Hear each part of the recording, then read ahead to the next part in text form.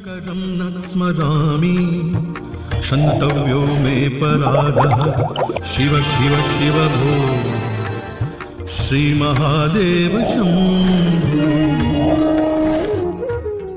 ज्योतिष में आस्था और विश्वास रखने वाले सभी दर्शकों को प्यार भरा नमस्कार। मेरे इस YouTube चैनल ज्योतिष अथय ज्ञान सागर को सब्सक्राइब करें और साथ ही साथ बेल आइकॉन के बटन को प्रेस करें ताकि सभी नोटिफिकेशन आपको मिलती रहें। वीडियो में दी गई जानकारी अगर आपको महत्वपूर्ण और ज्ञानवर्धक लगती है तो इसको शेयर और लाइक करना ना भूलें ताकि आपका प्यार और सपोर्ट इसी तरह से मुझे मिलता रहे। पंचांग के कैलेंडर के अनुसार श्रावण मास की जब भी पूर्णिमा की तिथि होती है उस समय हम रक्षाबंधन मनाते हैं और उसके पश्चात जो है हिंदू साल का छठा महीना शुरू हो जाता है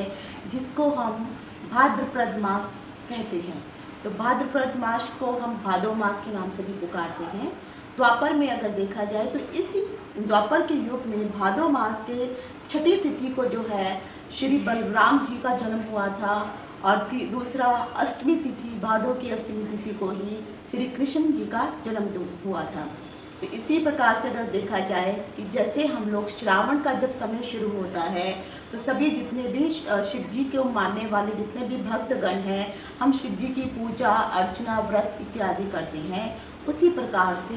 जितने भी लोग विष्णु के अवतारों की पूजा करने वाले हैं या विष्णु के अवतारों को मानने वाले हैं, चाहे वो राम के स्वरूप में हो या कृष्ण के स्वरूप में हो, तो उन सभी सभी लोग जो है भादो मास के महीने में इन विष्णु के अवतारों की पूजा अर्चना करते हैं। तो इसीलिए भादो के मास को बहुत ही अधिक शुभ माना जाता है। जैसे श्रावण मास शुभ होता है उसी प्रकार से भादो मास भी उतना ही शुभ माना जाता है, क्योंकि इसी समय भादो मास की अष्टमी को श्री कृष्ण का जन्म हुआ था और श्री कृष्ण का जन्म होने के कारण भादो मास में हम सभी श्री कृष्ण के बाल गोपाल स्वरूप की पूजा अर्चना करते हैं, विधि विधान से व्रत इत्यादि करते हैं और फिर व्रत का उद्यापन भी करते हैं। तो ये भादो मास और श्रावण मास में जो है इस प्रकार से आपने देखा होगा कि अब से जो है बहुत सारी चीज़ें जो है शुरू हो जाएंगी, अलग अलग तरह के तीज त्यौहार मनाने शुरू हो जाएंगे। लेकिन पिछले कुछ सालों से अगर आप लोगों ने देखा होगा कि चाहे वो जन्माष्टमी हो चाहे वो रक्षाबंधन हो, आजकल ऐसा होने लगा है कि जन्माष्टमी जो है कुछ सालों से जो मैं भी देख रही हूँ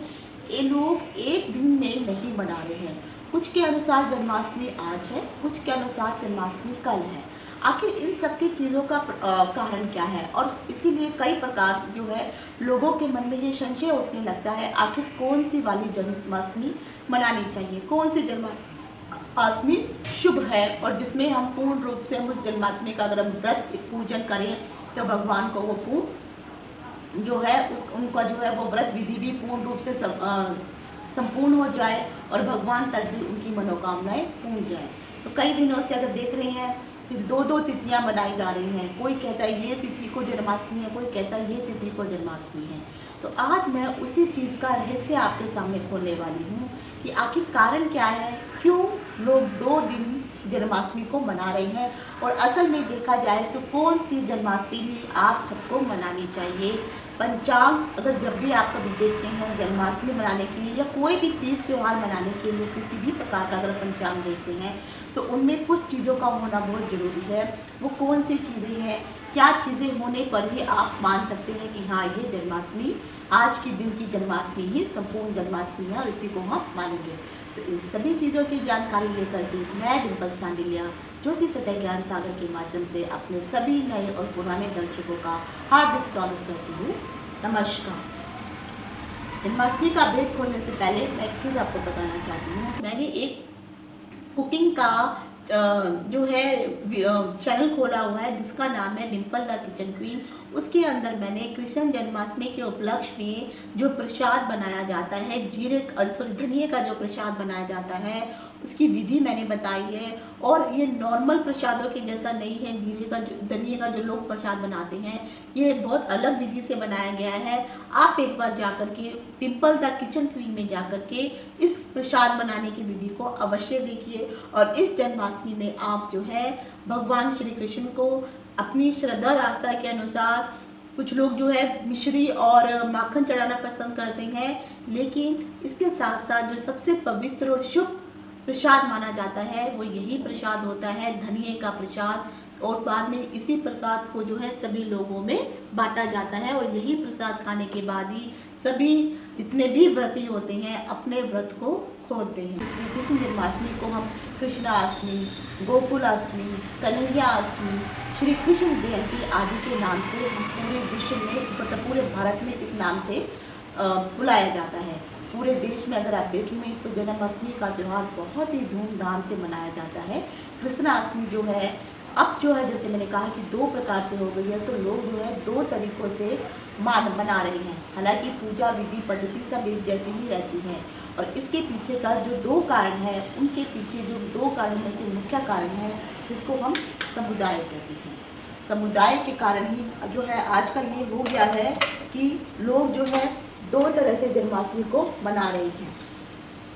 क्योंकि कृष्ण पद्धति को मानने वाले, कृष्ण धारा को जो मानने वाले लोग हैं वो 2 समुदायों में इस वक्त बटे हुए हैं, जिनमें से एक समुदाय आ जाता है स्मार्त समुदाय और दूसरा समुदाय आ जाता है वैष्णव वाले। तो इन दोनों ही समुदायों में पूजा अर्चना में भी अलग विधान होता है, तिथियों का भी यहाँ पे अलग चीज़ों से देखे जाते हैं और जो चीज़ वैष्णव मानते हैं वो चीज़ सामर्थ्य नहीं मानते हैं और जो स्मार्त वाले मानते हैं उन चीज़ों को वैष्णव नहीं मानते हैं। इसी कारण जो है आखिर इन लोगों के कारण ही बहुत सारे लोग 2 दिन जन्माष्टमी मना रहे हैं। आखिर ये वैष्णव समुदाय और समाज समुदाय में भिन्नता क्या है, इनका कारण क्या है, क्यों ये इस प्रकार से कर रहे हैं कि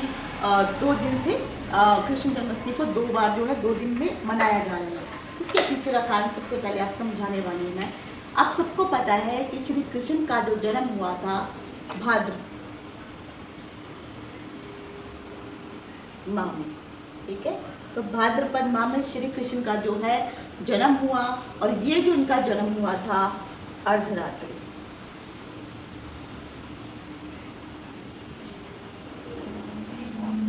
अर्धरात्रि को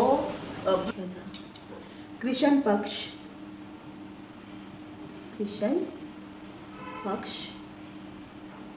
अष्टमी।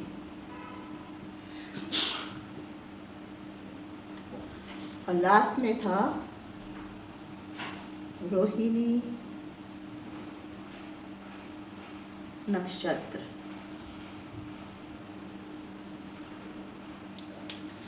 तो ये 4 मेन चीज़ें होती हैं जब भी हम कृष्ण जन्माष्टमी मनाते हैं, तो इन 4 चीज़ों का होना बहुत ज़रूरी माना जाता है। सबसे पहले भाद्र माह या भाद्र पक्ष होना चाहिए, भाद्र का महीना हो, रात्रि अर्धरात्रि का समय, जैसे लोग 12 बजे को अर्धरात्रि मानते हैं, पर अगर हम हिंदू कैलेंडर के हिसाब से देखते हैं तो 12 बजे अर्धरात्रि नहीं होती है। उसके बाद जो है कृष्ण पक्ष की अष्टमी को होना चाहिए, उस दिन अष्टमी की तिथि होनी चाहिए, जो चंद्रमा है अष्टमी तिथि में होना चाहिए और साथ ही साथ जो है रोहिणी नक्षत्र में भी विद्यमान होना चाहिए। और ये रोहिणी नक्षत्र जो है हमेशा वृष राशि के अंतर्गत आता है और रोहिणी नक्षत्र में वृष राशि में चंद्रमा हमेशा उच्च का होता है। तो अब मैं ज्योतिष के प्रोस्पेक्टिव से आपको समझाने वाली हूँ कि आखिर अब भिन्नता क्यों हो जा रही है, स्मार्त वालों और वैष्णव समुदाय और स्मार्त समुदाय क्यों इस चीज़ को भिन्नता में बदल रहे हैं। अगर आप देखेंगे तो इस साल अगर हम जो जन्माष्टमी का त्यौहार मनाने वाले हैं वो 5247वां कृष्ण जन्मोत्सव हम लोग जो है मनाने वाले हैं। तो यदि ये जो है हम 5500 साल पहले जो था कृष्ण जी का जन्म हुआ था। अब स्मार्ट वाले का जो है जन्माष्टमी में भिन्नता होती है, उसका कारण क्या है? जो भी स्मार्ट समुदाय के जितने भी साधु संत लोग होते हैं या शैशव समुदाय के जितने भी लोग होते हैं, ये दोनों ही एक ही ग्रुप में आते हैं, एक ही समुदाय में आते हैं। ऐसे लोग जो है 5 प्रकार के देवी देवताओं की पूजा करते हैं। अब वो 5 प्रकार के देवी देवता को ना चाहे वो भगवान विष्णु है, शिव, दुर्गा, गणेश, सूर्य आदि की उपासना करना है। तो इस तरह से ये गिने हुए 5 देवताओं की उपासना करते हैं और सभी जितने भी भक्त होते हैं ये अपने गृहस्थ जीवन में रहते हुए ही अपने सभी कार्यों का निर्वाह करते हुए अपने देवी देवताओं की पूजा अर्चना करते रहते हैं। और उसी प्रकार से जब भी कोई व्रत आता है तो व्रत भी उसी विधि विधान से करते हैं। बहुत सारे अगर जो मैंने कहा है कि जो स्मार्ट समुदाय के लोग हैं उसमें ही आ जाते हैं शेषव समुदाय के लोग। जो शेषव समुदाय के लोग लोग हैं, ऐसे लोग जो हैं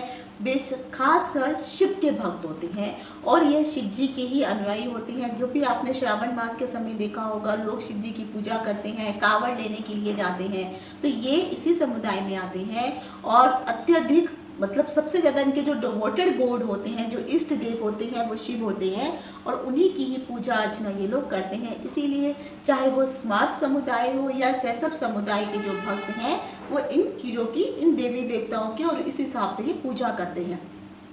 अब आ जाता है दूसरे समुदाय के लोग, वो है वैष्णव समुदाय के लोग। अब इनकी पूजा अर्चना में जो है जो स्मार्ट समुदाय के लोगों से बहुत अधिक भिन्नता होती है। वैष्णव समुदाय के वो लोग आ जाते हैं जो लोग विष्णु भगवान के उपासक हैं और वैष्णव समुदाय में लोग जो है अपने स्पेशली जो उनके गुरु होते हैं, उन गुरुओं के पास जाकर के दीक्षा लेते हैं, कंठा, माला, तिलक आदि इन सभी नियमों का ये पालन करते हुए विष्णु के जितने भी अवतार हो, चाहे वो राम का हो, कृष्ण का हो या परशुराम हो, तो इन सबके अवतारों का जो है ये विधि विधान से पूजा अर्चना करते हैं, लेकिन सिर्फ करेंगे विष्णु के ही अवतारों की पूजा करेंगे। वैष्णव भक्त क्या करते हैं, अपना पूरा जीवन, कुछ लोग तो हैं इसमें साधु सन्यासी आदि बन जाते हैं, तो जो भी पूरा जीवन ये जब ये पूजा अर्चना करेंगे, चाहे व्रत आदि करेंगे, सिर्फ ये श्री कृष्ण भगवान की ही आराधना करते हैं और भागवत के अनुसार जो जो नियम बताए गए हैं उन्हीं नियमों का ये पालन करते हुए इन कृष्ण भगवान की जो है या विष्णु के अवतार के जो भी अन्य अवतार है उन सबकी ये लोग पूजा करते हैं। अब जन्माष्टमी को लेकर के दोनों समुदायों में अंतर क्यों आ जाता है और यहाँ पर जो अंतर है, यहाँ पर आपको ज्योतिष का ज्ञान काम आने वाला है। भाद्रपद के कृष्ण पक्ष की अष्टमी के दिन रात्रि के समय जो है रोहिणी नक्षत्र के में कृष्ण जी का जन्म हुआ था और उसी सभी चीज़ों को जो है एक साथ मानने के बाद ही ये लोग जो है पूजा अर्चना करते हैं, चाहे वो वैष्णव हो चाहे वो स्मार्ट हो, इन दोनों के लिए इन चीज़ों का महत्व होता ही होता है। लेकिन पिछले कुछ सालों से अगर आप देख रहे हैं तो तिथियों में बहुत ही ज़्यादा हेरफेर हो जा रही है और साथ में नक्षत्रों का जो है अलग अलग प्रकार से जो है हेरफेर हो जा रही है। तो कुछ लोग क्या क्या करते हैं, अभी जो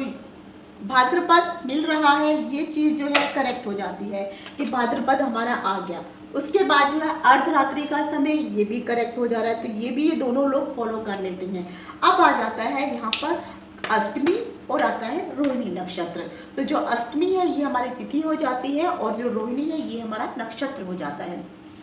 पिछले कुछ सालों से अक्सर ऐसा हो क्या रहा है कि या तो तिथि या फिर नक्षत्र, इन दोनों का आपस में सहयोग नहीं बन पा रहा है और कृष्ण पक्ष अष्टमी जब भी मनाई जाती है तो इन दोनों का सहयोग होना, ये तो दो मिल गए लेकिन इन दोनों का भी सहयोग होना बहुत जरूरी है। जब ये दोनों का सहयोग एक साथ नहीं हो पाता है, जब नक्षत्र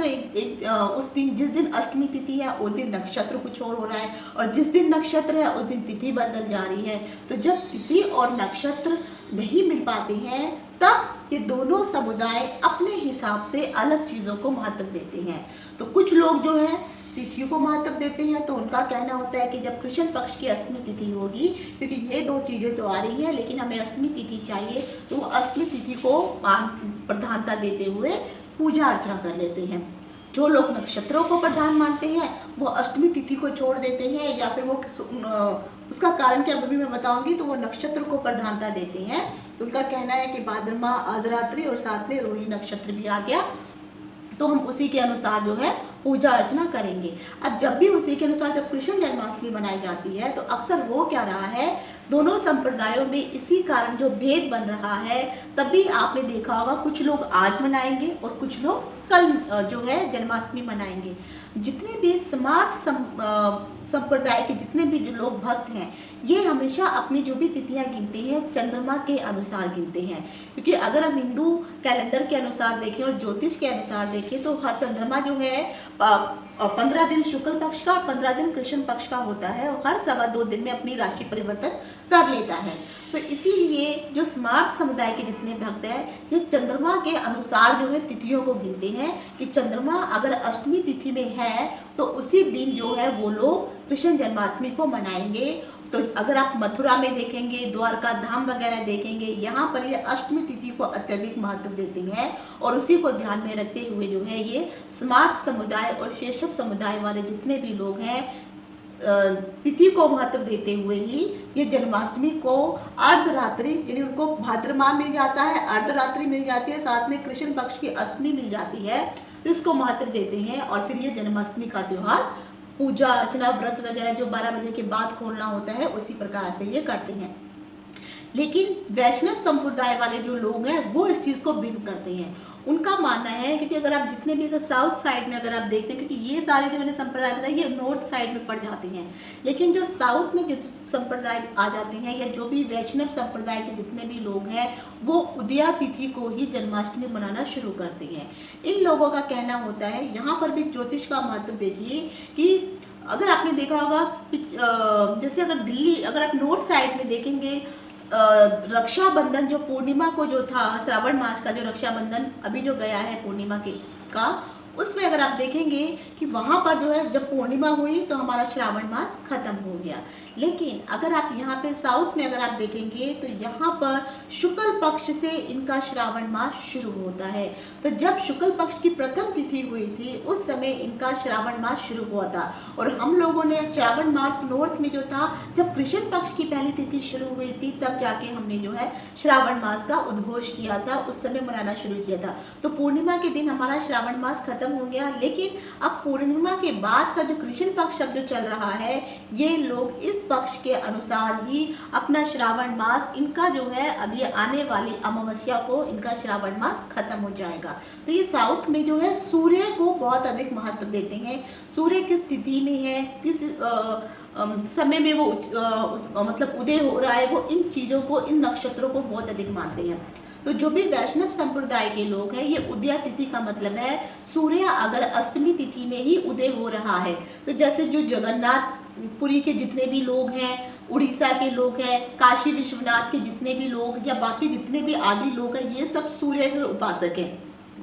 सूर्य भगवान की पूजा करते हैं। उज्जैन हो, जगन्नाथ हो, काशी हो, ये सब लोग जो है वहाँ पर जो है सूर्य की तिथियों को महत्व देते हैं, सूर्य के रोशनी और प्रकाश को महत्व देते हुए उसी के अनुसार अपने सब तीज त्यौहार मनाते हैं। तो वहाँ पर ये लोग जिस दिन सूर्य अष्टमी तिथि में उदय होगा, यानी सूर्य जब अष्टमी तिथि में होगा, चाहे वो अष्टमी तिथि दोपहर के बाद ही खत्म क्यों नहीं हो रही हो, लेकिन इनका मानना होता है कि सूर्य अगर अष्टमी तिथि में उदय हुआ है तो वो पूरी तिथि जो है पूरे दिन ही मानी जाएगी। तो ये उस अष्टमी तिथि को अगर सूर्य उदय हुआ है उसी तिथि को लेकर के उसी को आधार मानते हुए ही ये रात में भी उसी दिन जो है जब रोहिणी नक्षत्र भी पड़ जाएगा तब जाकर के ये जन्माष्टमी को मनाएंगे। तो यहाँ पर अगर आप देखेंगे तो कई बार, जैसे मैंने कहा, अगर कृष्ण पक्ष की अष्टमी को देखते हैं, चंद्रमा के अनुसार देखते हैं, तो अष्टमी जब चंद्रमा वहाँ पर पक्ष के अनुसार आता है तब ये लोग जो हैं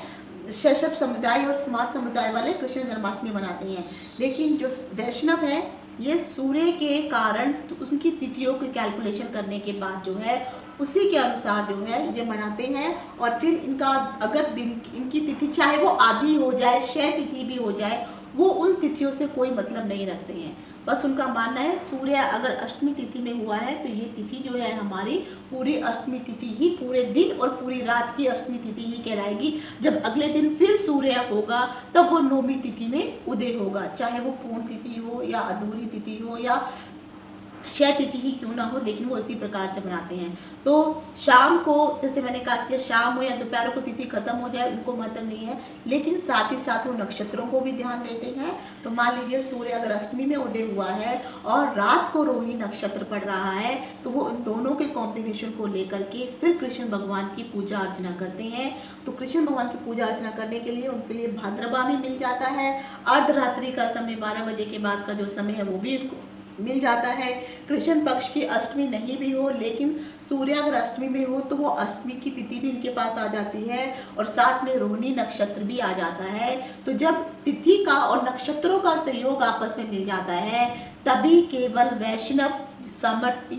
समुदाय के जो लोग हैं जन्माष्टमी को मनाते हैं। इस दिन वो पूरा उपवास रखते हैं, रात्रि में जागरण करते हैं, भगवान का पूजा अर्चन कीर्तन वगैरह करते हैं और फिर जाकर के उनकी वो जो